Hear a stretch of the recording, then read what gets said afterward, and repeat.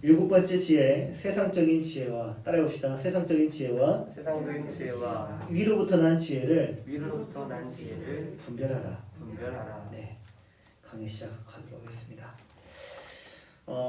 여러분 주위에서 이 사람 정말 지혜로운 사람이다.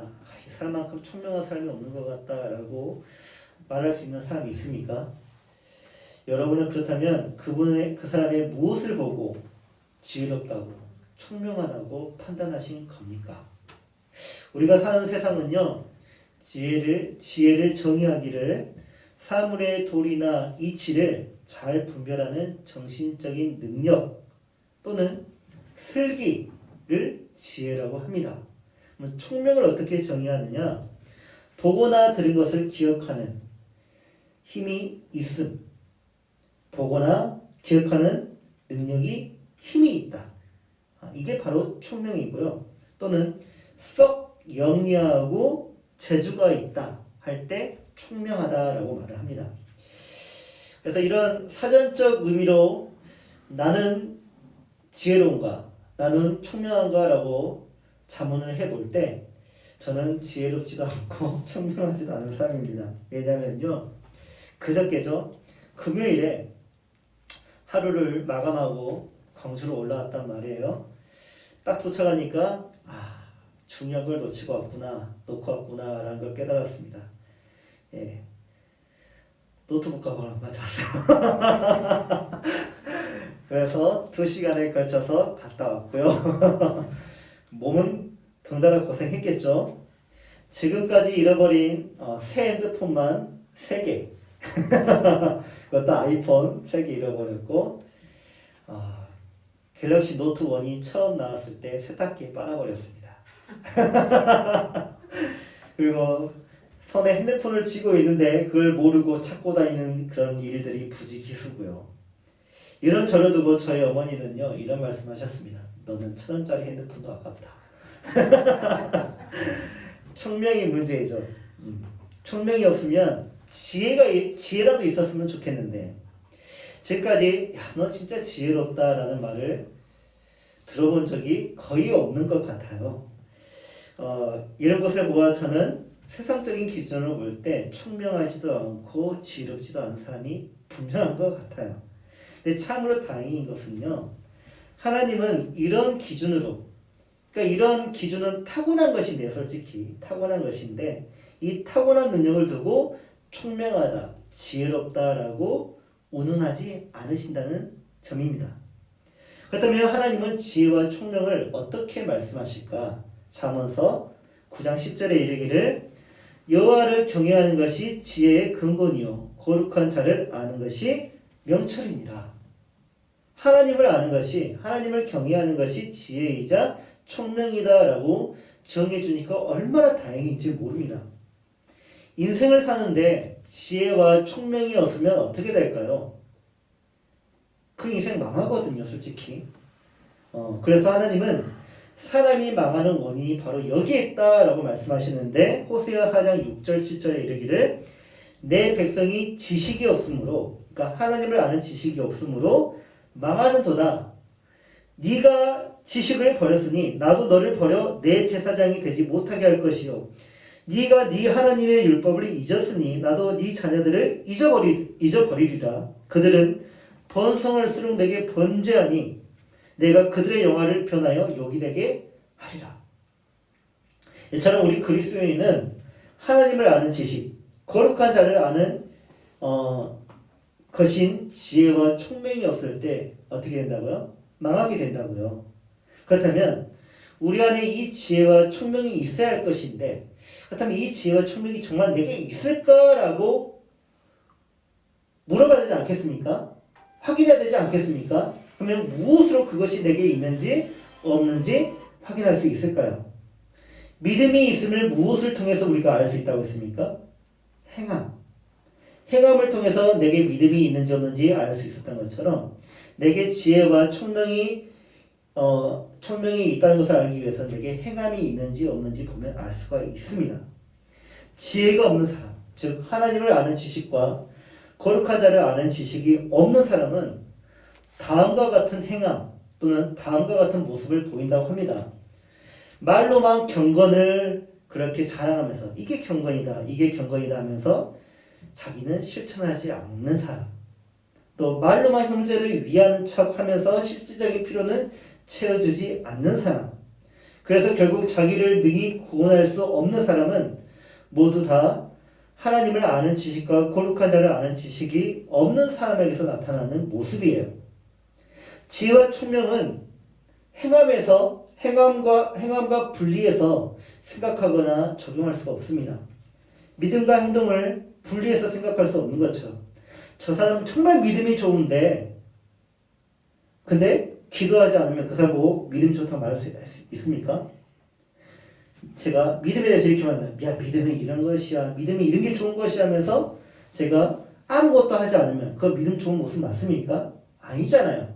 말로만 하는 믿음, 지식만 가지고 있는 믿음이지 않습니까? 이거는 믿음이 아니라는 거죠. 이런 것들을 보아 여러분은 지혜로운 사람입니까? 총명한 사람입니까? 아니면 이것도 저것도 아닌 사람입니까? 잘 모르겠다면 다음의 말씀을 자신에게 한번 대입해 보십시오. 그는, 그러니까 지혜로운 사람은 선행으로 말미암아 지혜의 온유함으로 그 행함을 보일지니라. 그러니까 지혜로운 사람은 선행을 한다는 것이에요. 그 안에 온유한 마음이 있기 때문에.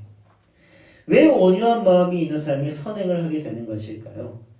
지난 말씀에서 우리가 들었듯이 온유는 잘 훈련되고 잘 절제되고 통제되는 말에게 쓰는 말이라고 했죠. 그러니까 말이 정말 기수의 말을 잘 들어요. 주인의 말을 잘 들어요. 이리 가라면 이렇게 하고 멈추라면 멈추고 정말 잘해요. 달리라면 또 엄청 빨리 잘 달리고 전쟁에서도 아주 용감하게 말이 뛰쳐나갑니다. 그런 말을 보고 야, 진짜 온유한 말이네. 정말 말을 온유하게 잘 키웠다라고 말을 하는 것입니다. 그렇다면 여러분의 현재 모습은 하나님의 말씀에 잘 훈련되고 절제되고 통제된 상태로 보이고 있습니까? 아니면 하나님의 말씀이 아닌 다른 말씀에 더 잘 통제되고 절제되고 그리고 훈련된 모습을 보입니까? 또는 너무 훈련되지 않아가지고 망아지처럼 제멋대로인 모습을 보이고 있습니까? 여러분은 하나님의 말씀에 의해 온유해졌다라는 표현을 써도 되는 사람입니까? 그렇다면 계속 이어지는 하나님의 말씀이 귀에 쟁쟁하게 들릴 것이고 그렇지 않다면 다음의 말씀을 잘 들어서 지혜롭고 총명한 사람이 되시길 바랍니다. 우리는 앞서 참 지혜와 총명을 가늠할 수 있는 두 가지의 시금석을 들었습니다. 그것은 지혜로운 사람이 가지는 마음의 온유함 그리고 겉으로 나타나는 행함의 결과인 선행. 그러니까 이 사람이 지혜와 총명이 있는 것을 분별할 수 있는 시금석이 있다면 온유한 마음과 선행이라는 행동입니다. 온유함과 선행은 지혜로운 사람에게서 반드시 나타나는 특징인데 그렇다면 야고보 선지자는 왜 이것을 교회에게 가르치려고 했던 것일까요? 그것은요. 지혜를 아는 지식과 지혜로운 사람이 다르다는 것을 깨우쳐주기 위함입니다. 그러니까 단순히 아는 것과 행하는 것은 다르다라는 것을 깨우치기 위해서 이 편지를 쓴 거예요. 하나님을 아는 지식이 무엇입니까? 성경에 있는 모든 지식이겠죠. 그리고 그 성경에 물음표를 찍은 게 바로 신학인데 신학에 관한 모든 지식이 바로 하나님을 아는 지식이겠죠. 이 지식에 대해서 정말 박사인 사람들이 많습니다. 석사학위도 가지고 있고 박사학위도 가지고 있고 그래서 저는 한번 조직신학의 정말 대가라고 할 수 있는 분이 한번 만날 기회가 있어가지고 만나기 전에 어느 목사님한테 정말 기대하는 마음을 품었어요.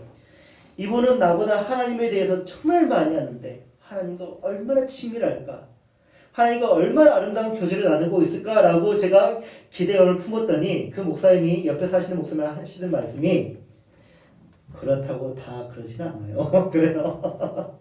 우리보다 신앙이 더 차가울 수도 있어요. 그런 말 하더라고요. 이렇게 신학적인 지식과 성경적인 지식을 풍부히 가진 사람들이 있고 또 그 지식에서 나오는 말로 지혜롭고 착한 일을 하는 사람들이 있습니다. 대표적인 사람들이 바로 목사이겠죠.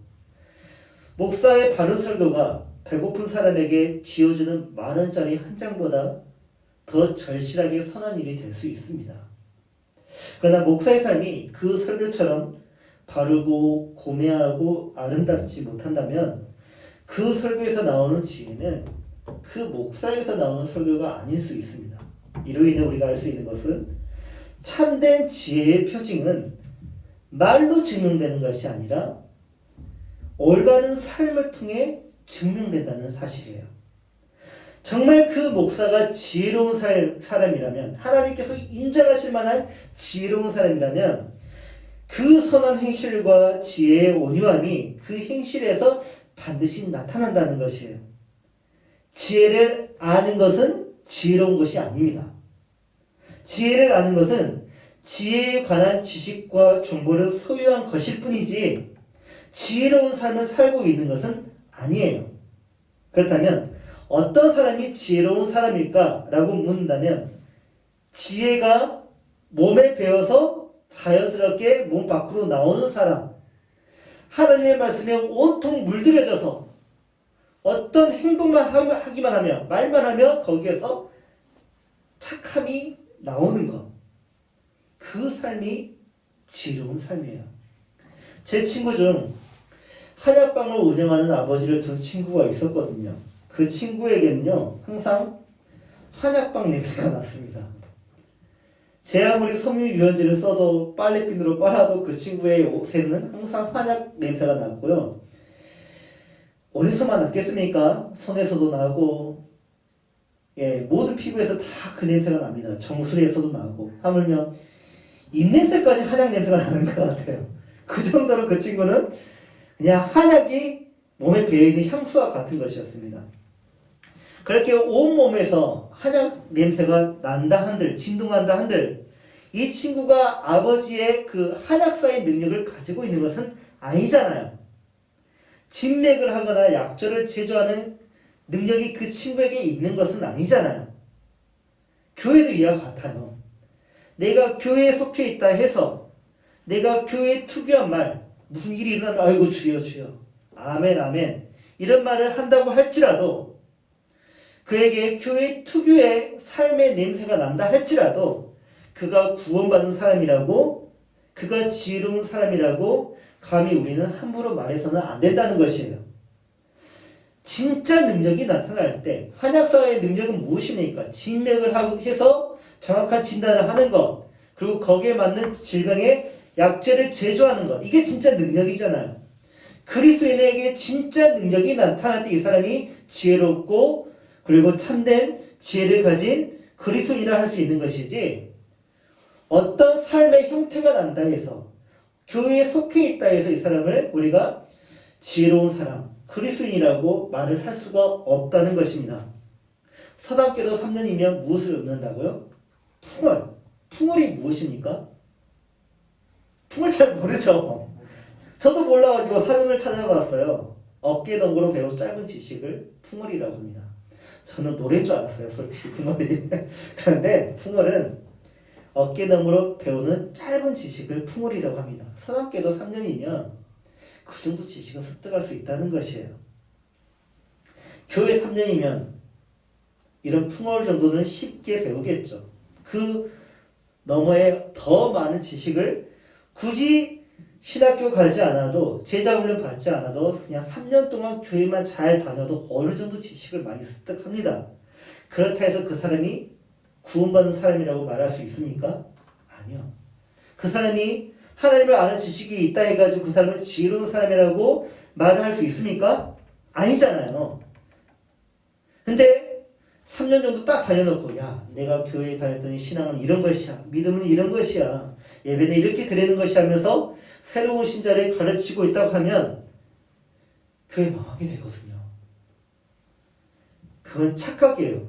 결코 자기의 지식이나 자신의 경험을 자랑해서는 안 됩니다. 풍요를 얻는 수준으로 신앙을, 구원을, 지혜를 운운해서는 안 된다는 것이에요. 참 지혜는요, 참 구원은요, 냄새로 증명되지 않아요. 참 지혜와 참 구원은요, 능력으로 증명이 되거든요. 제자들은요, 귀신을 내쫓는 능력을 가지고 있거든요. 제자들은요, 사랑할 줄 아는 능력을 가지고 있거든요. 그런 능력이 안 나타나는데 어찌 자신의 지혜와 구원을 자랑하며 떠들 수 있겠습니까? 떠들 수 있는 사람은, 자랑할 수 있는 사람은 이것이 분명히 나타나야 됩니다. 마음의 온유함과 행동의 선함. 오직 하나님의 말씀에 잘 훈련되고 절제되고 그리고 통제되는 삶, 그리고 선행하는 삶이 참 지혜를 가진 그리스도인에게서 나타나는 특징이자 그리스도인에게서 느껴지는 고유의 향기입니다. 야고보 선지자는요, 14절부터 두 나라를 소개합니다. 하나님 나라와 세상 나라. 그리고 이 두 나라에 소속된 두 지혜를 이야기합니다. 이로부터 난 지혜와 세상적 지혜. 먼저 세상적 지혜에 대해서 한번 알아보도록 하는데, 이 땅에 속한 세상적 지혜는 어떤 특징을 가지고 있는지 알아보도록 하죠. 우선 세상적인 지혜는요, 독한 시기와 다툼이라는 두 가지 특징을 가지고 있습니다. 그러니까 이 지혜를 가진 사람은 항상 시기를 하고 싸움을 해요. 이게 세상적 지혜를 가진 사람의 특징입니다. 첫 번째 특징이 시기. 헬라어로 젤러스라고 하는데 영어로는 질러스라고 하죠. 그러니까 여기에서 나온 단어인데, 이 시기라는 것은요, 열심으로도 번역할 수 있어요. 열심은 좋은 거잖아요. 근데 이 시기 앞에 형용사가 하나 더 붙어 있어요. 독한 시기. 그러니까 독한 열심. 독한 열심을 내는 사람 본 적 있습니까? 본 적 있죠. 독한 열심은, 나쁜 열심은 어느 때 나타날까요? 욕심에 이끌려서 소유한 것에 대해 만족하지 못하고 미련을 갖고 또 자신이 갖지 못하는 것을 다른 사람이 소유하고 있잖아요. 그 소유한 자를 미워하는 마음에서 갖게 되는 행동이 독한 시기, 독한 열심입니다. 나도 그러니까 내가 어떤 사람이 명품 가방을 가지고 있어요. 어느 권사님이 명품 가방을 가지고 있어요. 그걸 보고 시기심이 생기는 거예요. 그럼 어떻게 하죠? 나는 저것보다 한 단계 더 비싼 거 가지고 말 거야. 독한 열심을 냅니다. 이 행동은요, 자신의 지위와 권리에 지나치게 관심을 쏟고 예민하게 따지게 되는데, 그 행동에는 항상 독한 시기심이 자리를 잡고 있다는 것이에요. 그 독한 시기심에서 뱉어지는 말은 얼마나 독할까요? 경험해본 사람은 압니다. 그 입에 독이 얼마나 가득한지. 10번을 죽이고도 남을 독이 그 말에 있단 말이에요. 또 다른 특징이 다툼이라는 게 있습니다. 다툼은 경쟁적이고 이기적인 야심을 가리킵니다. 경쟁적이고 이기적인 야심을 가진 사람들의 말을 들어보십시오. 어떻게 말을 합니까? 독선적인 독설을 합니다. 독설을 하는데 자기만 말해요. 자기 주장만 고집하고요. 자기의 뜻을 상대에게 관철시키기 위해서 상대의 말을 다 차단시킵니다. 내 말만 들어! 하면서. 타인의 말을 들을 필요가 없어요. 말하려고 하면 아니야, 잠깐 내 말 더 들어봐 하면서 상대를 제압하고 이기려고 하니까, 자신의 뜻만을 세워야 하니까 독선적일 수밖에 없는 것이에요. 그 안에 이런 사람들이 있을까요? 없을까요? 있으니까 야고보 선지자가 지금 이런 말하는 거 아니겠습니까? 지금 이 현대 교회만 있는 게 아니라 초대교회 때에도 이런 사람들이 있었어요. 다시 말해, 교회 아니라 할지라도 다 구원받은 사람이 아니었단 말이에요. 구원받지 못한 사람들도 있었고, 하나님의 지혜를 가지지 못한 사람들도 있었고, 또는 구원받은 사람이 있긴 있는데 그 지혜가 턱없이 부족하여서 그 지혜를 쓸 줄 몰라서 늘 세상적인 지혜를 채용해가지고 가지고 와가지고 그걸 쓰는 사람들이 있었단 말이에요. 그러니 교회는 얼마나 다툼과 갈등이 많았겠습니까? 너무 많다 보니까 야고보 선지자가 교회 지도자로서 그래서 각 교회에게 편지를 돌렸던 거예요. 그런 사람을 두고 야고보 선지자가 이렇게 말을 합니다. 자랑하지 말고 진리를 거슬러 거짓말하지 말라. 어떤 일에 관하여 어떤 사람을 두고 말하여 자신에게 지혜와 총명이 있노라고 자랑하지 말고 말하고자 하는 그것을 당장에 멈춰라 하고 야고보 선지자가 경고하는 것입니다. 그들이 말하는 모든 지혜와 총명은 하나님의 말씀에서 나온 것이 아니라 위로부터 나온 것이 아니라 다 자기 마음 안에 있는 시기심과 경쟁심에서 나온 말이기 때문에 당장 멈추라는 것이에요. 교회를 세우는 척하면서 자신의 지혜를 나눈 사람, 사람을 위하는 척하면서 어떤 사람을 지적하고 판단하는 사람, 말씀을 따르는 척하면서 자신의 유익으로 이렇게 결과를 이끌어가는 사람들 있잖아요. 그 모든 행동들은요, 마치 사랑을 운운하고 말씀을 운운하고 교회를 운운하고 있지만 실제적으로는 자신의 경쟁 상대를 제압하기 위해서 그 경쟁에서 이기기 위해서 세상적인 지혜를 풀어놓은 것이에요. 그래서 우리는 그것을 분별할 필요가 있다. 다시 말하지만 이로부터 난 지혜는요, 온유함이 있고 선행이 있다고 했습니다. 만약 누구의 말에 나쁜 열심이 보이는 시기와 그 말에 의해 다툼이 생길 것 같다면 그것은 이로부터 난 지혜가 아니니 당장에 그 자리에서 벗어나는 것이 좋습니다. 야고보 선지자가 말합니다. 세상적인 지혜가 필히 가져오는 결과가 있다고. 16절에 시기와 다툼이 있는 곳에는, 그러니까 세상적인 지혜가 있는 곳에는 혼란과 모든 악한 일이 있습니다.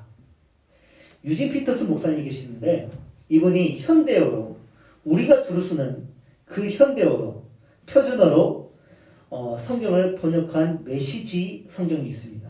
그 성경에서는 이렇게 번역되어 있습니다. 같은 본문인데요.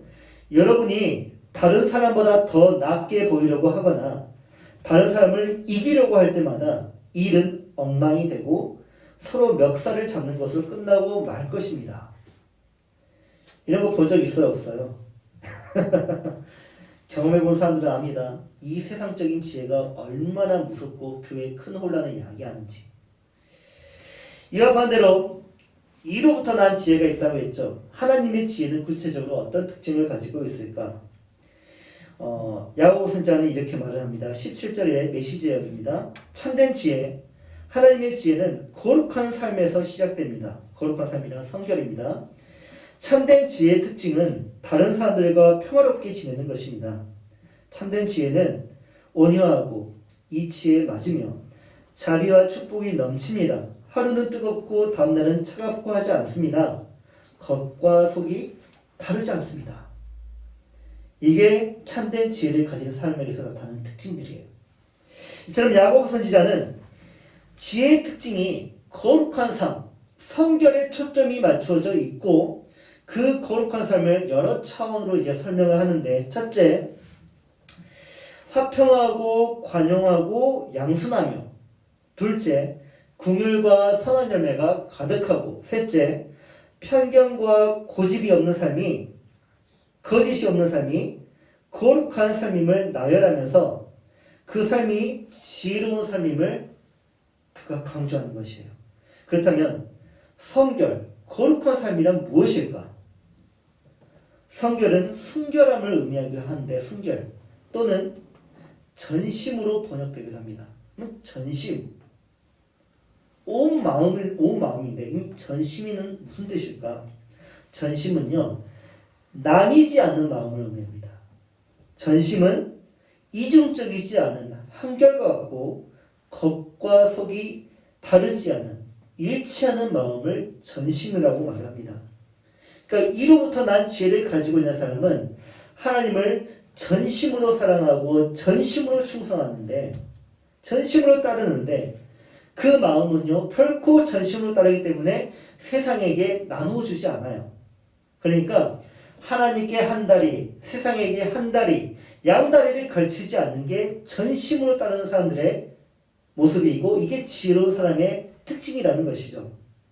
그런 사람에게 나타나는 삶의 열매가 있는데 바로 화평, 관용, 양순입니다. 이 세 단어는 우리 요 근래 한국교회가 듣지 못하는 단어이죠. 근데 실망하지 마십시오. 먼저 그 의미를 정확하게 알게 난 후 다시 한번 우리를 돌아보면 되니까. 참 지혜는 모든 사람으로 더불어 화목하게 하는 능력이에요. 이것을 믿고 의지하는 참 지혜를 의지하는 사람은 최후의 승리가 누구의 것임을 알기 때문에 의인의 것임을 알기 때문에 모든 주장을 관용할 수가 있는 것입니다. 그러하기에 이러한 사람들은 늘 양순해요. 그럼 양순이라는 뜻은 무엇이냐? 잘 설득이 된다라는 말입니다. 잘 설득이 되는 사람은 고집을 피울까요? 안 피울까요? 고집 안 피워요. 설득되어주니까. 내 주장이 맞더라도 설득을 당해주면 되니까 화평이 있는 거예요. 그 자리에. 하나님의 뜻에 합당하고 다른 이들에게도 덕이 된다면 언제든지 자신의 결정을 내려놓는 사람이 바로 지혜로운 사람이에요. 사실 이런 사람이 진짜 강한 사람이거든요. 결심을 언제든지 꺾을 수 있고 결정을 번복할 수 있는 사람이 이는 우유부단하는 게 말이 아니라 덕을 세우기 위해서, 평화를 위해서, 화평을 위해서 자신의 것을 포기하는 것이 양순한 사람이라는 것입니다. 어느 한 사람이 노승에게 어떻게 하면 행복한 삶을 살 수 있습니까? 그 비결은 무엇입니까? 스님은 늘 행복해 보이시는데 어떻게 해야 내가 행복할 수 있습니까? 라고 물었습니다. 그러자 노승이 답하기를 문제를 일으키지 않는다면 행복할 수 있다네 라고 답변해 줬습니다. 그러자 그 사람이 반박을 했습니다. 스님, 저는 그렇게 생각하지 않습니다 라고 답변했단 말이에요. 그렇다면 여러분이 만약 그 스님이라면 어떻게 그 다음의 말을 이으시겠습니까? 보통 이런 경우는요, 자네 지금 나한테 배우려고 이렇게 오지 않은 것인가? 나한테 비결을 물어보았다며 그 비결을 가르쳐 줬으니 순종해야지. 왜 아니라고 말을 하는가? 하면서 책망하거나 아니면 더 설명을 해주지 않겠습니까? 보통 이러죠. 그런데 이 스님은 이렇게 말을 했습니다. 자네 말이 맞네. 이게 무슨 뜻이죠? 문제를 일으키지 않는 것이에요. 충분히 답변을 해줄 수 있지만 문제를 일으키지 않는 것이 행복한 비결이에요. 누가 행복하다는 것이 결국 이 스님이 행복하다는 것이에요. 문제를 일으키지 않는 것, 상대의 주장을 인정해줘 버리는 것, 그 사람이 행복한 사람이에요. 행복해질 수 있는 사람이고, 여러분 참 지혜에 따라 화평케 하는 사람, 모든 사람을 관용하는 사람, 그리고 모든 주장에 양순한 사람은, 설득되어지는 사람은 행복할 수 있는 사람이고 그 사람이 바로 행복한 삶입니다. 이것이 참 지혜를 가진 그리스도인들이 행복할 수 있는 이유입니다. 두 번째, 위로부터 난 지혜를 가진 사람에게는 궁율과 선한 열매가 가득하다고 합니다.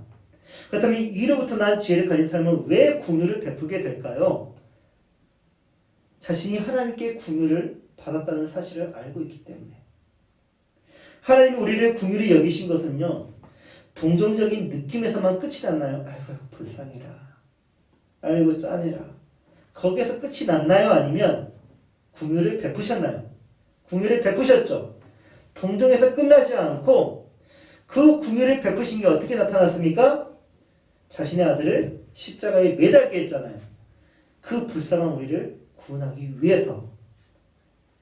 단순히 느낌만이 아니라 행동까지 보여주는 것이 바로 지혜이자 궁율이라는 것입니다. 이와 같은 지혜가 우리에게 있다라는 말입니다.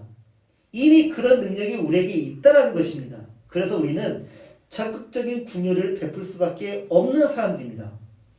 야고보 선지자는 진정한 경건은 궁율한 마음으로 사회적 약자인 고아와 과부를 돌보는 것이고, 이 실천하는 궁율이 장차 심판을 이기게 한다고 말씀했습니다. 어떻게 보면 이 궁율은 사랑과 동의어이죠. 이와 반대로 땅으로부터 난 지혜, 세상적인 지혜는 무엇을 하든지 궁율로까지 이어지지 않아요. 세상적인 지혜를 가진 사람은 사회적 약자를 볼 때 어떻게 할까요? 더 냉정해요. 더 잔인하게 대합니다. 그 속에서 하나님의 형상을 보지 못하기 때문에, 그리고 본인이 하나님의 긍휼을 받아보지 못했기 때문에 긍휼을 베풀 줄 몰라요.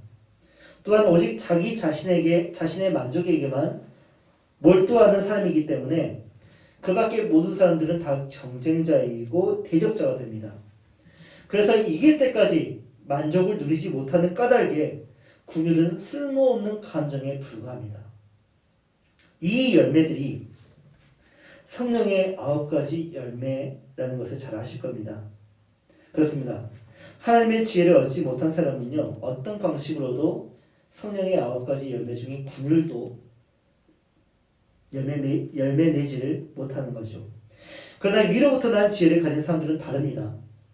그 안에 지혜의 영이신 성령님이 계시기에 그들의 삶에는 반드시 성령의 열매가 맺어집니다. 이 모든 것을 종합해 볼 때 지혜로운 사람은 결국 무엇을 베푸는 자라고요? 긍휼을 베푸는 자라고요. 긍휼을 베푸는 자가 바로 지혜로운 사람이라고요. 그럼 누가 지혜로운 자입니까? 라고 묻는다면 긍휼을 베푸는 자를 찾아보면 됩니다. 그가 지혜로운 자이고 경건한 자이고 구원받은 자 맞습니다. 마지막으로 위로부터 난 지혜를 가진 자에게는요, 다시 말해 그 지혜가 충만한 자에게 없는 것 두 개가 있으니 그것은 편견과 거짓입니다. 지혜로운 사람에게는 편견과 거짓이 없어요. 편견이란 무엇일까? 치우침이 없는 마음입니다. 편견은 치우침이 없는 마음인데 두 마음을 품지 않고 일관된 충성을 보이는 것이 바로 편견 없는 마음이에요. 편견이 없는 지혜로운 자는요, 자신의 이익에 따라 마음을 바꾸거나 이 낯빛을 바꾸지 않아요. 또한 자신에게 유리한 대로 치우쳐 판단하거나 행동하지 않습니다. 그렇다면 사람들은 왜 편견을 가지는 것일까요? 자신의 이익이 우선되어야 하는데 우선되지 않으면 큰일이 나니까 편견을 갖는 것이에요. 사람에게 편견을 갖는 이유가 여기에 있습니다. 이 사람은 나에게 유익하고 이 사람은 나에게 유익하지 않으니까 편견을 갖는 것이에요. 편견을 가진 사람들은요, 상황에 따라 마음이 쉽게 변합니다. 얼굴빛은요, 그 사람의 마음의 표시등이 됩니다. 편견을 가진 사람을 조심하십시오. 얼굴빛이 자주 바뀌는 사람을 조심하십시오. 그 사람은요, 여러분에게 편견을 가지고 있는 사람이거든요. 자신에게 여러분이 유익이 되지 않을 때 가차없이 어떤 행동을 저질 사람이 바로 그 사람입니다. 물론 그 사람이 여러분이 되어서는 안 되겠죠. 저는 여러분이 지혜로운 사람이기 때문에 편견이 없다고 그 이상을 해서 믿겠습니다. 그리고 이로부터 난 지혜는 거짓이 없었거든요. 거짓이 없기에 위선이나 또는 외식이 없고 늘 진실합니다. 여러분, 양의 탈을 쓴 늑대라는 표현을 잘 들어보았죠? 선으로 위장한다는 것의 의미를 아십니까? 선으로 위장한 것. 우리는 이건 너무 쉽게 생각하고 광고하는데, 누가 여러분에게 외식을 하거나 위선으로 대하는 것 경험해 본 적 있으십니까? 그것은요, 그 사람이 그냥 위선적이구나 라고 판단하지 마시고 나에게 악을 숨기고 있구나 라고 생각하셔야 됩니다. 위선은 악을 숨긴 것을 의미합니다. 어느 누군가가 여러분에게 식사를 대접한다고 하는데 이 사람이 코로나 감염이 되었는데 이걸 숨긴 채 여러분에게 식사를 대접한다고 해봅시다. 여러분은 식사를 대접받았기 때문에 이 사람 정말 좋은 사람이야 라고 생각하겠지만 그 사람이 진짜 의도는 무엇입니까? 코로나? 그거죠. 악을 숨기고 있는 것이에요. 그건 선이 아니거든요. 선을 위장한 그 악은 여러분의 가정뿐만 아니라 주위의 수많은 사람들에게 감당하기 힘들고 책임질 수 없는 피해를 주거든요. 그래서 지혜가 중요한 거예요. 세상적인 지혜는 악을 숨깁니다. 그것도 선을 가장하면서 숨겨버립니다. 그러니 얼마나 이 지혜가 위험합니까? 자신의 성공을 위해 경쟁자를 제거하기 위해 상대를 어떻게 해서든지 짓밟고 올라가기 위해 그들은 거짓을 행하고 위선을 행하면서 그것을 처세라고 생각합니다. 예수님의 거짓 없는 지혜는 어떻게 나타났습니까? 예수님의 선행이 거짓이 없다는 것이 어디에서 드러났습니까? 세리와 죄인들과 함께 식사하는 그 모습에서 나타나지 않았습니까? 그 모습을 보고 누가 비판했습니까? 바리새인들이 비판했죠. 저자가 죄인들과 함께 식사를 한다. 정말 예수님이 지금까지 말씀하셨던 지혜, 하나님의 말씀, 그리고 선행들이 정말 거짓이었다면 예수님은 세리와 죄인들과 식사하지 않으셨을 것입니다. 바리새인들처럼 그들을 멀리하고 그들을 죄인들로 여기고 그들을 더러운 존재로 여기면서 멸망받을 존재로 여기면서 그들을 저주했을 것입니다. 그러나 예수님은 그들과 식사하셨죠. 여러분은 누구의 지혜를 닮았습니까? 편견과 거짓이 없는 주인의 지혜를 닮았습니까? 아니면 편견과 거짓이 난무하는 바리새인의 것을 닮았습니까? 여러분에게 나타나는 행동은 누구의 것을 닮았습니까? 그것이 여러분이 가진 지혜의 진면목입니다. 지금까지 우리는 위로부터 나는 지혜와 땅으로부터 나는 지혜의 특징들에 대해 들었습니다. 앞에서 언급했지만 우리는 지혜를 단순히 지식으로만 아는 것과 지혜로운 것은 구분할 줄 알아야 한다고 했습니다. 그렇다면 지혜로운 사람, 그 지혜를 가진 사람은 어떻게 그것을 사용하고 행동할까요? 야고보 선지자는 분명 지혜로운 사람의 입장에서 땅으로부터 난 지혜로 가득한 교회를 궁밀히 여기는 마음으로 이 편지를 썼거든요. 그가 편지한 목적이 무엇이라고 생각하십니까? 세상적인 지혜를 가진 야고보 선지자가 세상적인 지혜를 가진 사람이었다면 그는 편지를 통해서 교회를 통제하고 자신의 방식대로 운영하고 그 사람들을 지배하고 또 그 사람들을 조종하고 싶어 했을 것입니다. 그 목적으로 편지를 썼겠죠. 내 사람을 만들어서 지지층을 만들어내고 그럴 목적으로 편지를 썼겠죠. 그러나 우리는 편지를 통해서 그런 의도가 있다는 것을 전혀 발견하지 못해요. 우리가 보는 것은 무엇입니까? 화평하게 하는 자의 야고보의 모습이거든요. 지금 이 편지를 통해 우리는 그는요, 야고보 선지자는 이 편지를 통해서 의의 열매를 보기를 원해요. 온유함과 선행이 가득한 교회를 보기를 원해요. 온유함과 선행으로 교회에 더 풍성히 맺어질 열매, 그가 기대하는 열매는요, 성령의 9가지 열매 중에 5개가 사랑, 긍휼, 그리고 온유, 화평, 양선이 교회에 지금 너무 필요하니 너희가 이 열매들을 맺어라 하면서 가르치고 있는 것입니다. 그가 보기에 이 지혜들이 정말 교회에게 필요했거든요. 근데 그것들이 없다 보니까 교회가 세상적인 지혜를 가지고 서로 다투고 시기하는 것 아니겠습니까? 우리는 어떤 것 같습니까?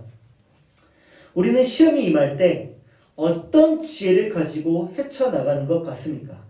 경험으로 볼 때 우리는 인스턴트 솔루션, 그러니까 빠른 그런 해결을 정말 원하는 것 같아요.